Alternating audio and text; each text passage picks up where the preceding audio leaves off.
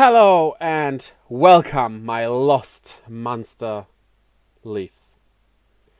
When it comes to the monster taming genre of video games, of course, the first thing coming to mind is Pokemon, and right after that probably Digimon. But those aren't all the monster taming games you have. There are also the likes of Shin Megami Tensei or Persona, which is part of that series, and a lot of others, even indie games like Temtem, and, well, in some time there will be my own. Stay tuned for that. But there are also some monster taming games that existed but are lost in time. And that is what we are here talking about. Monster taming games that not necessarily are forgotten. One of them, at least, is still pretty well known. But that never got any new installments after a certain amount of time. Actually, one of them had one sequel, while another one had some spin-offs and sequels, but nothing too much, and it's been way too long since we have heard of them. But I digress. Let's start off this list. Monster Seed is doing something that fits the monster taming genre pretty well. The role-playing genre, or RPGs for short, is very fitting for monster taming games. Though, what about tactical RPGs? The kind like Fire Emblem and such. Why is that not more often crossed over with the monster taming genre? Because you can have a lot of monsters on a field. I think like up to 15 would even be a possibility, depending on how you design it, of course. And it would provide so much things to the genre that would just make it interesting. Monster Seed was released by NK System and published by Sunsoft back in 1999. Well, 1998 when it comes to Japan. The game is probably very unknown. I myself played it with a friend. We rented it from a video rental store back in the day, and we had a lot of fun with it. You get monsters by, well, hatching them from eggs, or as the game calls them, seeds. And they come with different abilities and everything you need for a tactical game. So, yeah, where has this game been? Well, it didn't get the best rankings, that's for sure. The Famitsu gave it a score of 25 out of 40 only. Which, quite honestly, I think it's better than that. But maybe my memories are also deceiving, because it's been some 20 years since I played this game. And maybe it actually isn't as good as I remember it to be, but probably still enjoyable. It, of course, never got a sequel or anything. It's a standalone game that just exists, and that's it. But who knows?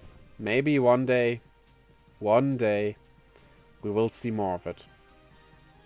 Nothing we can do about it but wait and see.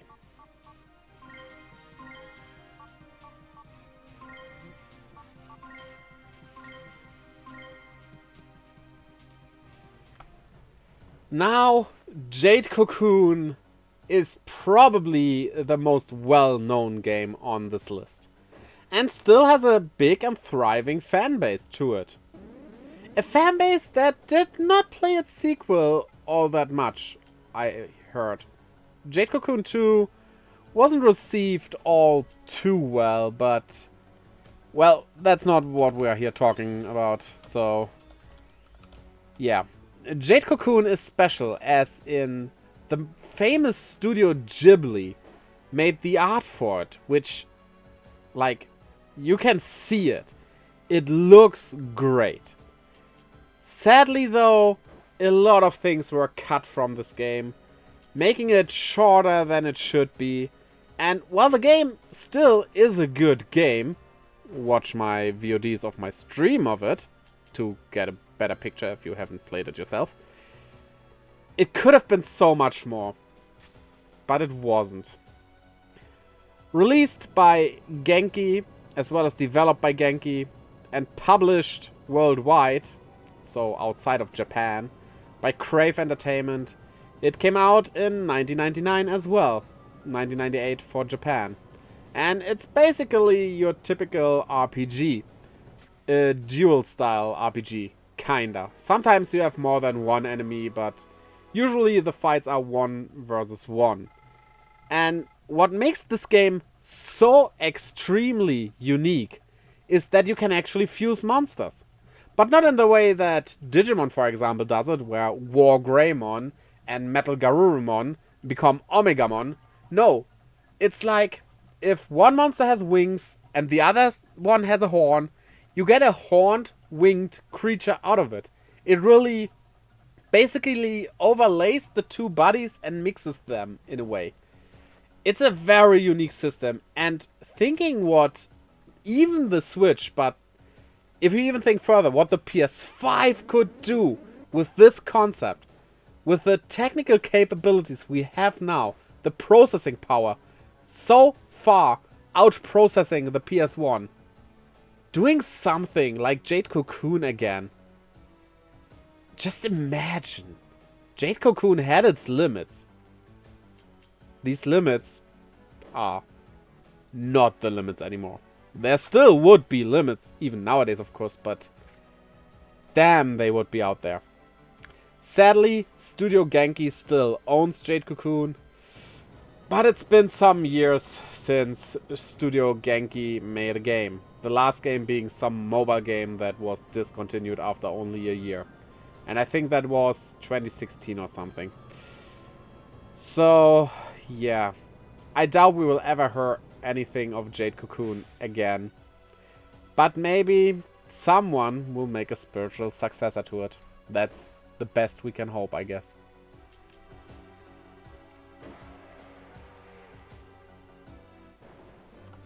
The year 1998, or 1997 in Japan, brought us Azure Dreams. 2 years later, this PlayStation 1 game also got a port for the Game Boy Color. Well, more like a demake than a port, but, well. It is an astounding little game. It's kind of a mystery dungeon game, so you go into that tower, which is the big dungeon in the game, and it has randomized floors and everything, and you can, well, tame the monsters in there to add them to your team. 2 monsters at a time. But you also have your own character who can also attack, in Ko, who is a little redhead boy.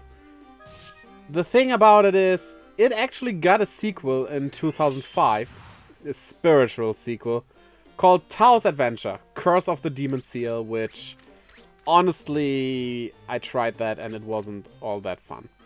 What I especially loved about this game was that it was a bit more than just tame some monsters and get through dungeon. You could also invest in the city at the foot of the tower you go into, with money and everything, and the city grows, and I love my city building stuff, so that's perfect for me. This game really would benefit from getting ports or anything. I think even a remake or a remaster or something. If you just add some stuff for this game, it would probably be really, really well loved. But I don't see a lot of people talking about it, to be honest. The scores it received were not even that bad, with mostly being around the 70 out of 100 mark. So apparently it was received very well, at least by the presses. I wouldn't mind seeing more of this game. I enjoyed it a lot. And who knows, maybe I'm gonna stream it one day. I plan to. Just a question of time. So check out my Twitch.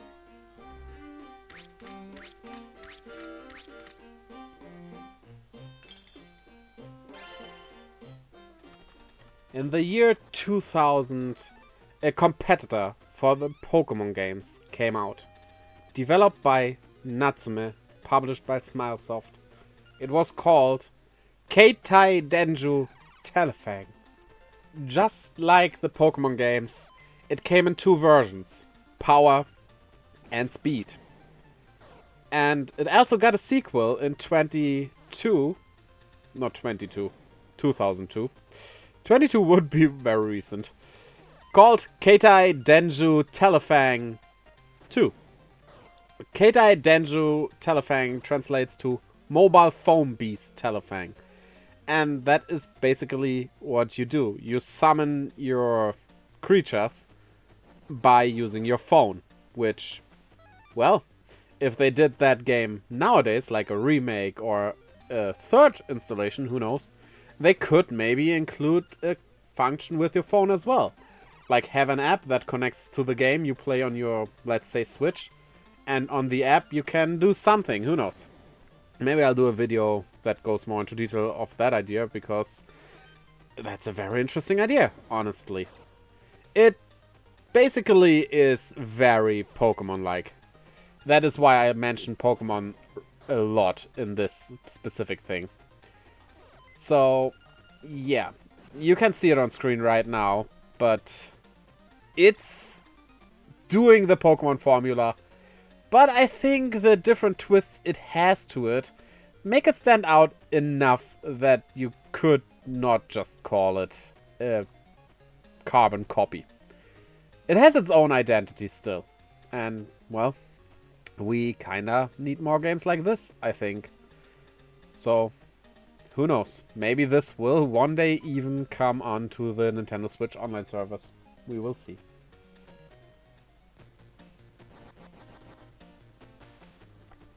Kartia, the Word of Fate, or as it is known in Europe, Legend of Kartia, or as it is known in Japan, Rebus, is a game for the PlayStation 1 that came out in 1998, or 1999 in Europe.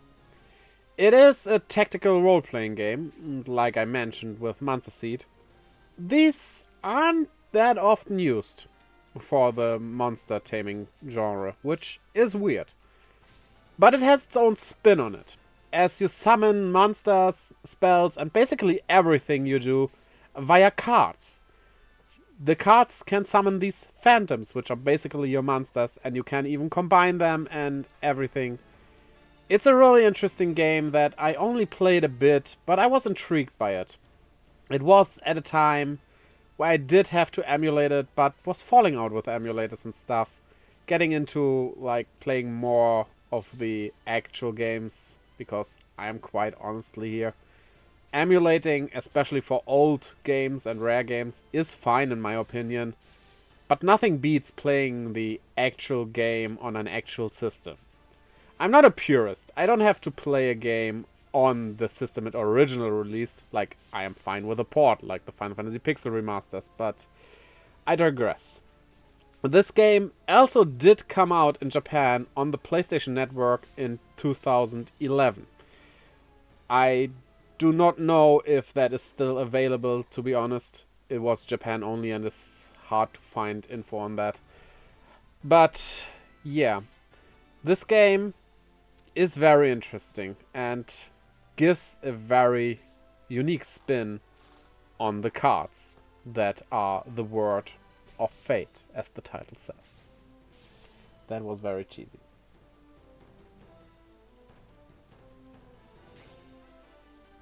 The final franchise we will talk about is Spectrobes. Funnily enough, a game published by Disney. So it's Disney's spin on the monster taming franchise. The last game it got was released in 2010 with Spectrobes Origins, and that was a bit different from the original too. It was a Wii game and was focusing way more on the action parts of the game, losing one thing that made the games actually unique. Because you see, the two original games, Spectrobes and Spectrobes Beyond the Portals, were on the Nintendo DS. And what you could do to get monsters was dig them out they were fossils underground, and you had a lot of tools to dig them out, which made it all interesting. It also utilized the microphone so you could blow dust away and everything. But what's also very unique is that you had cards. These cards you could get in, well, different ways. Some even came with the game from the get-go, at least for the first game. These cards had the exact size of the lower screen, so the touch screen, of the Nintendo DS. And they had holes in them. So when you pushed in these holes with your stylus, you unlocked, like, monsters, items and everything. A technique that other games could have also very much utilized. They could have even, like, sold these cards in booster packs or something. But we digress with this. This unique system sadly doesn't work all that good nowadays anymore. Sure, the Nintendo Switch has a touchscreen, you could make it work with that. But you couldn't do it on the PS5, while that has a touchpad. The touchpad is very small and it just wouldn't work. The best go you would have on Switch, but then playing not in handheld mode would be a hassle because you had to get the Switch out to put them in. Sadly, with the basically death of the DS systems, gimmicks like these also kinda died out, but what can you do? The Nintendo Switch is a great system, so it was the right decision to make that jump. But some things are sadly left in the dust, as is Spectrobes, which wasn't mentioned anymore by any official things after the year of 2010.